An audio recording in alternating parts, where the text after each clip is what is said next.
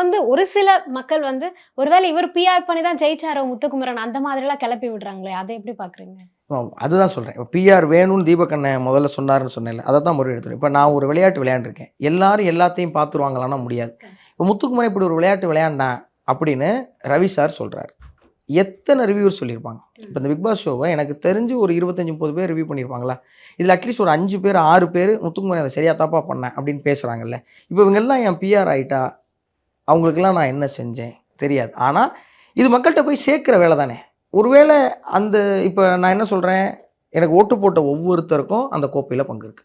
என்ன பார்த்து கைதட்டின ஒவ்வொருத்தருக்கும் அந்த கோப்பையில பங்கு இருக்கு. இப்ப இவங்கெல்லாம் என்ன பார்த்திருந்தாலும் சரி, சோசியல் மீடியால பார்த்திருந்தாலும் சரி, டிவில பார்த்திருந்தாலும் சரி, இல்ல யாரோ ஒருத்தர் ரவி அண்ணன் மாரி யாரோ ஒருத்தர்ட்ட இருந்து போயிருந்தாலும் சரி, அந்த வெற்றியில எல்லாருக்குமே பங்கு இருக்கு.